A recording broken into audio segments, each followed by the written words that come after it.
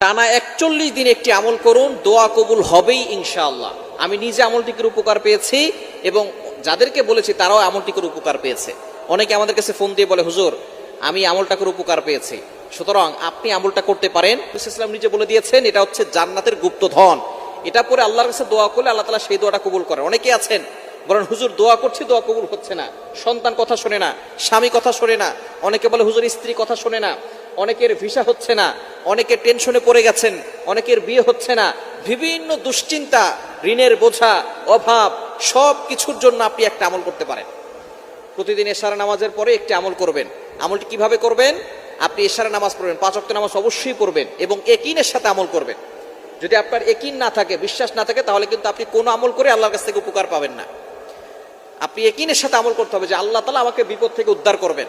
টানা 41 দিনের একটি আমল করবেন। মা বোনরা যেহেতু আল্লাহ প্রদত্ত অসুস্থতার সময় আসে, এই জন্য টানা 41 দিন যদি করতে না পারেন, মাঝে অসুস্থ হন, আপনি যে কদিন অসুস্থ থাকবেন গুনে রাখবেন, তারপরে থেকে আবার করা শুরু করবেন।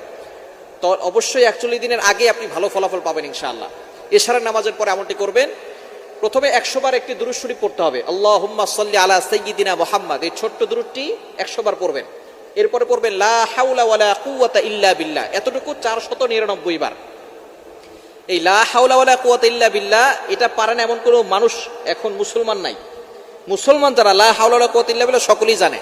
আর লা হাওলা ওয়ালা কুওয়াতা ইল্লা বিল্লাহর ফজিলত অনেক বেশি। আবু দাউদ শরীফের হাদিস, তিরমিজি শরীফের হাদিস, মুসলিম, বুখারী, যত ধরনের কিতাব আছে, সিয়াসিত্তার সমস্ত হাদিসের কিতাবের ভিতরে হাদিসটি এসেছে যে এটা হচ্ছে জান্নাতের ভান্ডার। এটা পড়ে দোয়া করলে আল্লাহ তাআলা সেই দোয়া কবুল করেন। এজন্য এই লা হাওলা ওয়ালা কুওয়াতা ইল্লা বিল্লাহ এটাকে আল্লাহ রাসূল সাল্লাল্লাহু আলাইহি ওয়াসাল্লাম জান্নাতের গুপ্তধন বলেছেন, জান্নাতের ভান্ডার বলেছেন। এজন্য আপনি যত বেশি পারেন এটা পড়বেন। বিশেষ করে এশার নামাজের পরে লা হাওলা ওয়ালা কুওয়াতা ইল্লা বিল্লাহ এতটুকু 499 বার পড়বেন।